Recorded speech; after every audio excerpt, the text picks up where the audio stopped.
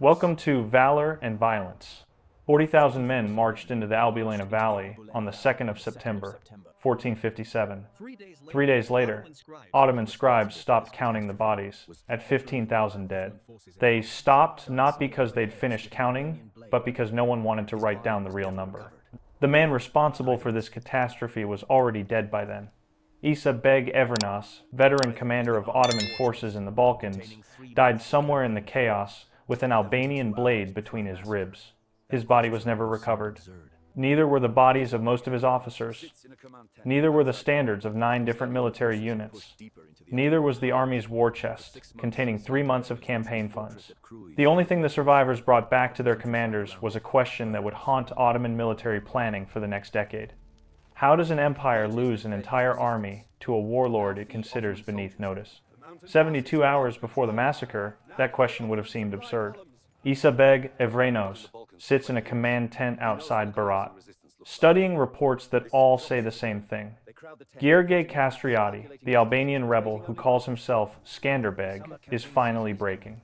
For 6 months, Ottoman forces have pushed deeper into the Albanian highlands. For 6 months, Scanderbeg has retreated. His fortress at Gjergj still holds, but the countryside around it burns. Villages that fed his resistance now feed Ottoman soldiers. The mountain passes he once controlled now carry Ottoman supply columns. Isa Beg has fought in the Balkans for 20 years. He knows what a collapsing resistance looks like. This is what it looks like. His officers agree. They crowd the tent, pointing at maps, calculating distances, debating only one question. How quickly can they finish this? The summer campaign season is ending. Soon the autumn rains will turn these mountain roads into rivers of mud.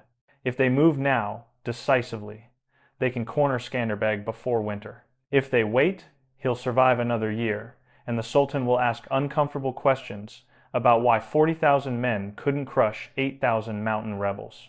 The numbers favor aggression.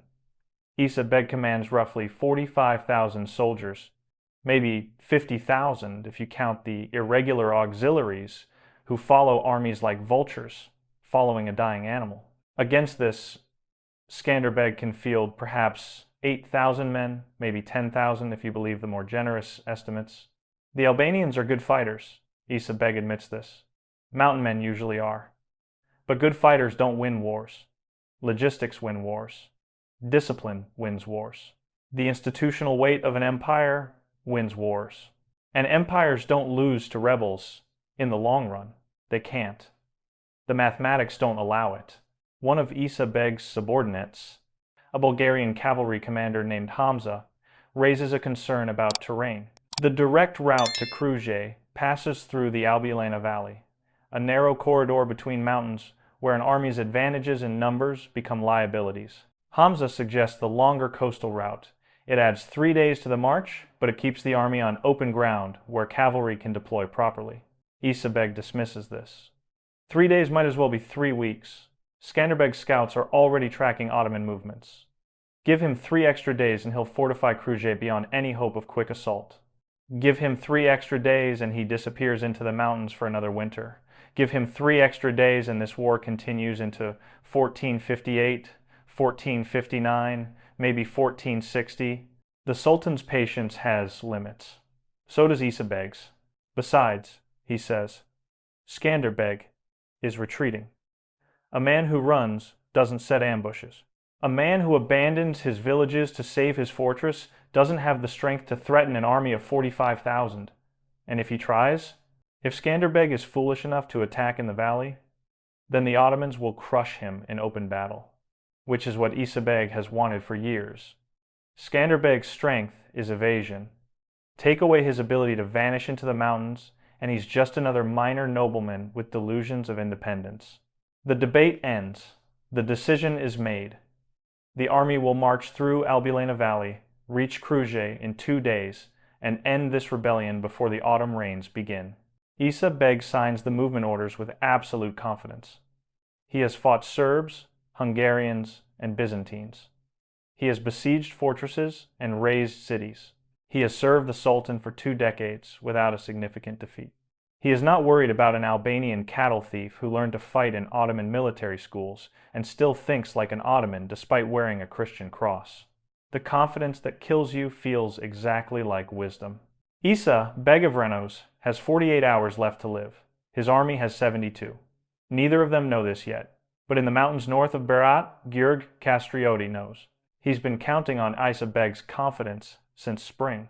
He's been engineering it, actually, through 6 months of careful retreat and calculated weakness. Everything Isa Beg believes about Albanian collapse is true. Everything he concludes from those beliefs is catastrophically wrong. The difference between those two statements is 15,000 corpses.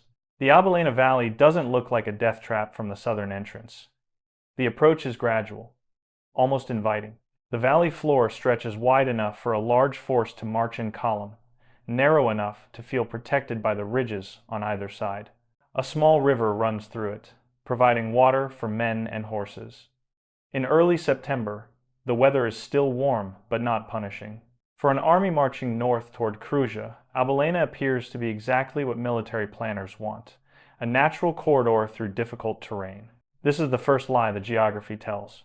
The valley runs roughly north-south for about 3 miles. At its southern end, where Isa Beg's army will enter, the opening measures perhaps 400 yards across. Hills rise on both sides, steep but not impassable. They're covered in oak and beech forest, thick enough to hide men, but not thick enough to prevent movement. To an Ottoman scout riding ahead of the column, this looks manageable. The valley narrows gradually as you move north, but never becomes truly constricted. You can see the northern exit from the southern entrance if the morning light is right. What you cannot see from the southern entrance is what happens in the middle. At approximately the valley's center point, the terrain performs a trick that only becomes apparent once you're committed. The eastern ridge, which appears to run parallel to the western ridge, actually curves inward, not dramatically, just enough. The valley floor, which seems to maintain a consistent width, actually constricts to less than 200 yards, and the river, which meanders peacefully through the southern section, becomes a genuine obstacle in the center, deeper and faster where underground springs feed it. An army entering from the south doesn't notice this compression until its vanguard has already passed through and its rear guard is still entering. At that point, 45,000 men are distributed along 3 miles of increasingly narrow terrain, with the densest concentration trapped in the middle section where the valley contracts. This is not an accident of geology. This is a killing floor that exists because tectonic forces millions of years ago created exactly the right conditions for ending armies. The ridges themselves complete the trap. The western ridge rises nearly 600 feet above the valley floor at its highest point. The eastern ridge reaches 500 feet. Both are steep enough to make rapid descent difficult, but not steep enough to prevent trained infantry from climbing them if given time. The forest covering both ridges grows dense enough to conceal thousands of men while providing clear sight lines down into the valley below. In 1457, these forests are old growth with massive trees, creating a canopy that blocks direct sunlight but allows enough filtered light for men to see what they're doing. Medieval military doctrine, particularly Ottoman doctrine, emphasizes deploying cavalry on open ground where superior numbers can overwhelm an opponent through shock and maneuver. The doctrine assumes you can choose your battlefield, or at least shape it to your advantage. The doctrine does not account for valleys that seem open until you're inside them, or for enemies who understand that terrain is a weapon more reliable than any sword. Scanderbeg chose this location in the spring. According to Albanian sources, he personally scouted the valley multiple times, measuring distances, calculating sight lines, identifying positions where small forces could control large spaces. He understood something Isa Beg either didn't know or didn't respect. In mountain warfare, altitude multiplies force. 1,000 men on a ridgeline equal 5,000 men on a valley floor. 8,000 men on both ridgelines, coordinating their attack, equals something close to 50,000 men, trying to deploy in a space designed for 15,000. The mathematics favor the high ground so completely that the battle becomes less about fighting and more about slaughter. Weather conditions on September 2nd favor Scanderbeg as well. Early autumn in the Albanian highlands typically brings morning fog that settles in valleys and burns off by mid-morning. This fog provides cover for the final positioning of Albanian forces. It also means that Ottoman scouts, riding ahead of the main column, see the valley through a white haze that makes accurate assessment impossible. They report the valley clear of enemy forces because they literally cannot see the ridgelines where 8,000 Albanian soldiers wait in absolute silence. By the time the fog lifts, Isa Beg's vanguard is 2 miles into the valley. His center is in the kill zone, his rear guard is just entering. And every advantage his army possessed on open ground has evaporated in a space 3 miles long and, at its narrowest, less than 200 yards wide. Geography doesn't take sides in war. But sometimes geography creates conditions where one side's advantages become liabilities and the other side's patience becomes overwhelming force. Scanderbeg doesn't retreat in the spring of 1457 because he's losing. He retreats because retreat is the only move that brings Isa Beg exactly where he needs him. Understanding this requires understanding who Gjergj Kastrioti actually is, which means discarding the legend for the reality.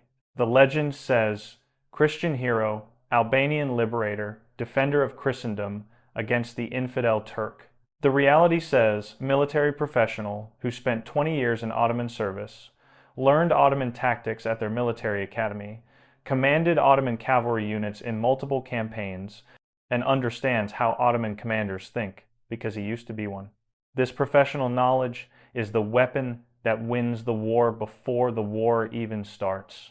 In March of 1457, Ottoman forces launch a coordinated offensive into central Albania. 3 separate columns converge on territories. Scanderbeg controls, burning villages, disrupting supply lines, forcing engagement. This is standard Ottoman doctrine. Apply pressure simultaneously from multiple directions. Stretch the defender's resources. Create situations where he must choose which position to abandon. The doctrine works because most enemies eventually make the wrong choice and collapse. Scanderbeg makes what appears to be exactly the wrong choice. He abandons villages. He pulls his forces back toward Kruja. He avoids pitched battles. When Ottoman units occupy positions he previously held, he doesn't counterattack. He retreats, regroups, retreats again. Ottoman military reports from April and May describe Albanian resistance as degraded and unsustainable. Venetian diplomatic correspondence, written by observers who want Scanderbeg to survive because a strong Albania blocks Ottoman expansion toward Venetian territories, expresses concern about his strategic situation. One Venetian report from mid-May states, Kastrioti appears unable to maintain his previous level of operations. His forces avoid contact and surrender ground without contest. This assessment is simultaneously completely accurate and completely wrong. What Ottoman scouts observe is real. Villages are abandoned. Territory is surrendered. Albanian forces retreat when pressured. But what the scouts don't observe, because they're looking for military resistance rather than military preparation, is where those retreating forces actually go. They don't disperse. They don't flee into the mountains to hide. They concentrate in specific locations along specific routes, particularly the routes leading north toward Kruja. Scanderbeg is building an information network while appearing to build nothing at all. Albanian sources, particularly the 16th century chronicler Marin Barleti, describe an intelligence operation that operates at every level of society.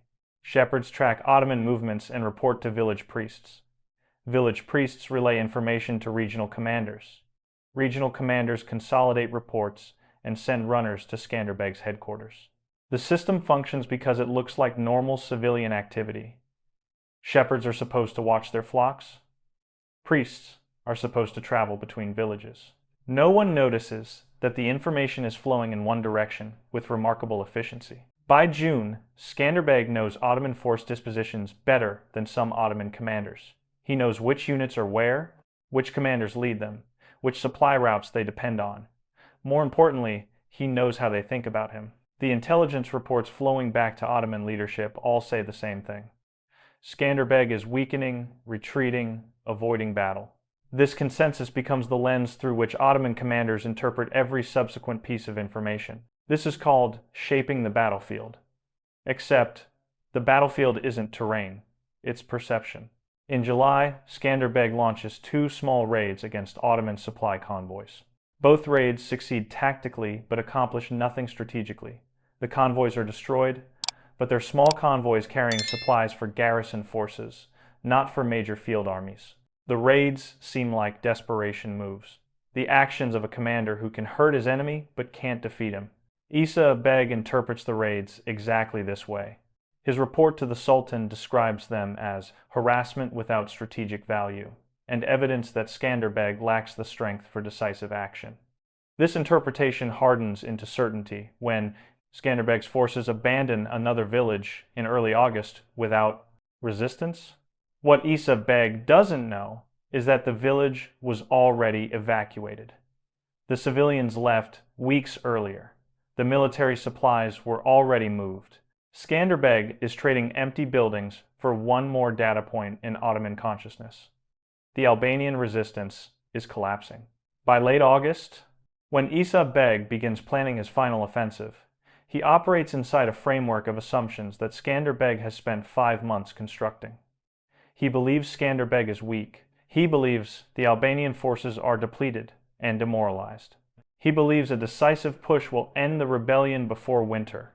Every one of these beliefs is supported by evidence. Every one of these beliefs is functionally wrong. The decision to march through Albena Valley follows logically from these assumptions. A strong enemy would defend the valley. A weak enemy would avoid battle there because the terrain prevents escape. Since Scanderbeg is weak, and since speed matters more than caution, the direct route makes sense. Scanderbeg counts on this logic. He's been counting on it since March. On the 1st of September, 1457, Albanian scouts report that Ottoman forward elements are approaching the southern entrance to Albena Valley. The scouts note that the column appears to be the main force under Isa Beg's direct command. They estimate 40 to 50,000 men, organized in the standard Ottoman march formation with cavalry, vanguard, infantry center, and supply train at the rear. Scanderbeg receives this report at his headquarters in the hills west of the valley. According to Barletti, he says nothing for several minutes. Then he gives orders to move 8,000 men into final positions on both ridges overlooking the valley. The men move during the night, they carry minimal equipment, they make no fires, they establish positions and wait. The morning of September 2nd dawns with heavy fog. The Albanian soldiers on the ridges cannot see the valley floor below them. They can hear it though. They hear the sound of 45,000 men marching north into a space designed to kill them. Dawn on September 2nd breaks gray and wet. Fog fills the Albulena Valley like water fills a basin, thick enough that men on horseback disappear at 20 paces. The Ottoman vanguard enters the valley at approximately 6 in the morning. They're cavalry units, light horsemen whose job is to scout ahead and identify threats before the main body commits. They ride through fog, seeing nothing but the road ahead and the river beside them. They report the valley clear. This report is technically accurate. The valley floor is clear. What isn't clear are the ridgelines, but the fog makes those invisible. And cavalry scouts don't dismount to climb hills when they're ordered to assess a march route. They assess what they can see. What they can see looks safe. The information travels back down the column. Advance is clear, no enemy contact, proceed north. Isa Beg receives this report at 6:30. His vanguard is already a mile into the valley. He orders the main body forward. 45,000 men begin the compression from a loose march, formation spread across several miles of open country into a column formation constrained by valley walls. They can barely see through the fog. The Ottoman army enters the valley like water entering a funnel. The process takes hours. The vanguard cavalry, moving quickly, clears the southern entrance by 7 in the morning. Infantry units follow, marching in formation, maintaining discipline, because this is still just movement, not combat. Behind them come the heavy cavalry, the elite Sipahi units that form the shock force of Ottoman armies. Behind them come more infantry, auxiliary units, irregulars, camp followers, supply wagons. The column stretches and stretches, feeding itself into the valley, compressing into the space available. By 9 in the morning, the fog begins to lift. This happens gradually, not dramatically. Visibility extends from 20 paces to 50 paces to 100 paces. The Ottoman soldiers in the column start seeing the ridgelines on either side. The ridgelines are steep and forested. This is expected. Mountains have ridgelines. Forests grow on mountains. Nothing appears wrong because nothing is visible yet to be wrong. At approximately 9:30, the vanguard cavalry reaches the northern end of the valley where it opens toward Gjergj. They're 2.5 miles ahead of the rear guard. The column is fully committed now, fully inside the valley, with its densest concentration in the center section where the terrain narrows to less than 200 yards across. The Ottomans have achieved exactly the position Scanderbeg needs them to achieve. The fog lifts completely by 10 in the morning. Sunlight breaks through the overcast sky.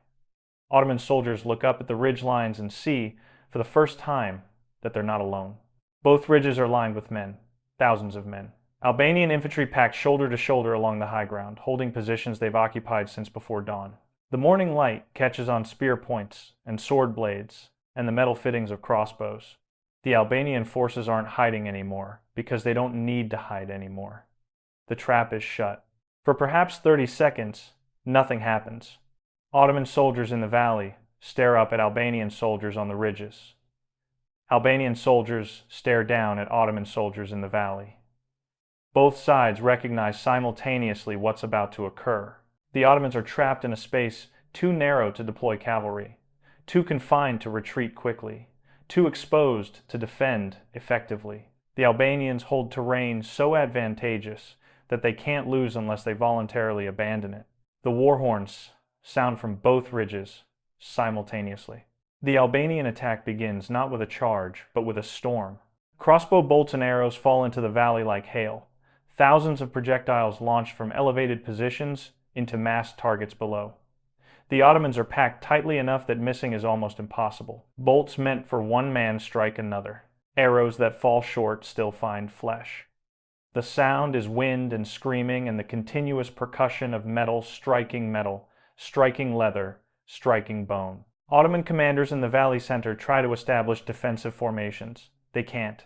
The terrain prevents it. A proper defensive formation requires space to deploy shields, space to overlap ranks, space to support flanks.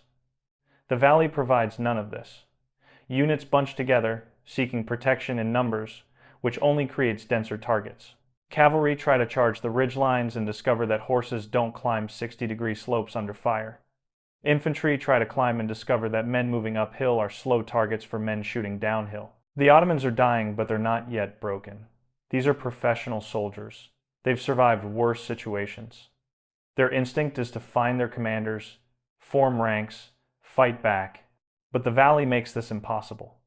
Units are separated by terrain features they couldn't see in the fog.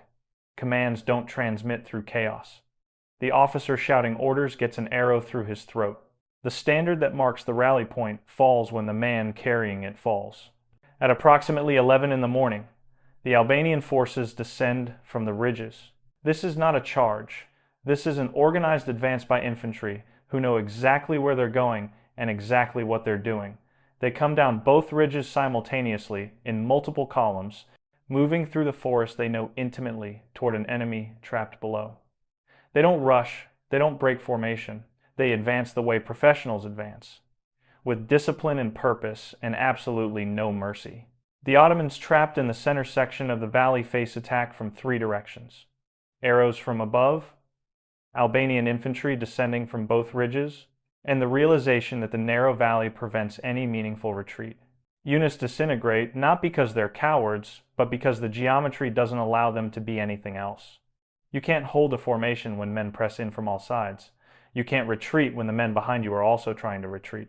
You can't fight effectively when you don't know where the enemy is or where your commanders are or what orders apply anymore. Isa Beg Evrenos is somewhere in this chaos. Ottoman sources don't record his exact location when the attack begins. They don't record his final orders or his final moments. They record only that he dies during the battle and that his body is never recovered. A commander who entered the valley with absolute confidence leaves it as an unmarked corpse somewhere in the mud beside the river. The battle that follows isn't really a battle. It's a massacre that lasts for hours because 45,000 men take time to kill even when they can't effectively fight back. An army doesn't die all at once. It dies in stages. like a body shutting down organ by organ until nothing remains but meat and memory. The Ottoman army in Albulena Valley begins dying from the center outward. The units trapped in the narrowest section, where the ridges compress closest and the river becomes a genuine barrier, go first. These are infantry formations that entered the valley expecting a march and found themselves in a kill zone with no exit. By noon, most of these units have ceased to exist as organized forces. Some men drop their weapons and try to surrender. The Albanians kill them anyway. Some men try to swim the river. They drown in armor or get shot from the ridges while struggling in the current. Some men simply stand and wait for death because movement has become pointless. The Ottoman cavalry in the vanguard, 2 miles ahead at the northern exit, hear the battle behind them but can't effectively return. The valley floor that allowed them to advance quickly now prevents rapid reversal. When they try to ride back south to support the collapsing center, they encounter their own rear elements trying to flee north. The collision creates a secondary kill zone where Albanian forces descending from the ridges find Ottoman cavalry trapped between terrain and their own fleeing infantry. Command breaks down completely by early afternoon. Isa Beg is dead, though most of his army doesn't know this yet. His senior officers are scattered throughout the column, many of them already dead, others fighting isolated actions without communication or coordination. The Ottoman military system depends on hierarchical command structures, where orders flow from the top down through established chains. When the top disappears and the chains break, the system doesn't adapt. It simply stops functioning. Individual Ottoman units fight with extraordinary courage and achieve nothing. A Sipahi cavalry squadron, commanded by an officer named Turakan according to later Ottoman accounts, manages to form a defensive position near a bend in the river. They hold for approximately 2 hours against repeated Albanian attacks. They kill perhaps 100 Albanian soldiers. Then the Albanians bring up crossbowmen to elevated positions and shoot the cavalry formation to pieces from angles the cavalry can't defend against. Turakan dies with most of his men. The position he held becomes irrelevant 10 minutes after he dies because the battle has already moved past it. The rearguard units, still entering the valley when the attack begins, face a different nightmare. They can hear the battle ahead. They can see refugees streaming back toward them, wounded men and panicked soldiers and horses without riders. They can see the Albanian forces on the ridges above them. Their instinct is to retreat south, back out of the valley, to open ground. But military discipline holds just long enough to trap them. Officers order formations to hold, to advance, to support the center, to maintain cohesion. By the time these officers realize the center no longer exists to support, the Albanian forces have moved to block the southern entrance. The slaughter intensifies in the late afternoon. By this point, the Ottoman army has fragmented into dozens of isolated groups scattered throughout the valley. Some groups try to climb the ridges and escape into the forest. Most fail. The Albanian defenders know every trail and every dead end. They pursue fleeing Ottomans through the trees and kill them in small groups far from the main battle. Some Ottoman soldiers reach the ridge crests and think they've escaped, only to discover Albanian reserves waiting on the far side. Other groups try to break out through the southern entrance. A few hundred actually succeed, mostly cavalry who abandoned their infantry comrades and rode hard enough to outrun the Albanian blocking forces. These survivors carry the first accurate reports of the disaster back to Ottoman commanders in Berat. The reports are initially disbelieved because the numbers seem impossible. An entire army cannot simply vanish in a single afternoon. But the survivors keep coming, and the reports keep aligning, and eventually the truth becomes undeniable. The pursuit continues into the evening. Albanian forces move through the valley systematically, killing wounded Ottoman soldiers, stripping bodies of weapons and armor, collecting standards and drums and anything of value. This isn't cruelty for its own sake. This is the economic reality of mountain warfare. Scanderbeg's forces are perpetually undersupplied. They need Ottoman weapons because they can't manufacture enough of their own. They need Ottoman armor because they can't afford to buy it. They need Ottoman supplies because their economy can barely support an army in the field. The massacre at Albulena is simultaneously a military victory and a massive supply operation. Marin Barletti, writing decades later, claims the Albanians captured 9 Ottoman standards, the army's entire war chest, and enough weapons to equip 3,000 additional soldiers. He also claims Albanian casualties were minimal, perhaps 200 dead. Ottoman sources, unsurprisingly, provide different numbers. Tursun Beg, an Ottoman chronicler, admits to significant losses but doesn't specify exactly how significant. Ashik Pashazadeh, another Ottoman historian, simply notes that Isa Beg's army encountered disaster and that the commander was killed. The most reliable estimate, compiled from multiple sources by modern historians, suggests the Ottomans lost between 15,000 and 25,000 men killed in the valley, with several thousand more dying during the pursuit or from wounds in the following days. Perhaps 10 to 15,000 managed to escape, many of them without weapons or armor. The Ottoman force that entered Albulena with 45,000 soldiers effectively ceased to exist as a fighting force. By nightfall on September 2nd, the valley belongs entirely to the Albanians. The river runs red enough that soldiers comment on it in later testimonies. Bodies are stacked so densely in some sections that they dam the water flow. The fog returns after sunset, covering the dead the same way it covered the living that morning. Scanderbeg's forces withdraw to the ridges and camp there, surrounded by the proof that patience and terrain can destroy empires. Strip away the blood and the heroism and the propaganda, and the Battle of Albulena becomes a case study in institutional failure. The question isn't why Scanderbeg won. The question is why the Ottoman Empire, with all its resources and military expertise and combat experience, walked an entire army into an obvious trap and never saw it coming. The answer is arrogance, but not the simple kind. This is institutional arrogance, the kind that grows from decades of success until it becomes indistinguishable from doctrine. The Ottoman military system in 1457 is arguably the most sophisticated in Europe. It maintains professional standing armies when most European powers still rely on feudal levies. It operates advanced logistics networks that can supply forces across thousands of miles. It employs intelligence services, maintains siege engineering corps, and trains officers in dedicated military schools. This system has conquered Constantinople, defeated Crusader armies, and expanded Ottoman territory across 3 continents. It wins because it's better organized, better supplied, and better commanded than most opponents. But sophisticated systems have blind spots. The Ottoman doctrine assumes enemies who fight Ottoman-style warfare. Large formations, set-piece battles, sieges of fortified positions. The doctrine accounts for superior enemy forces and inferior enemy forces, and roughly equal enemy forces.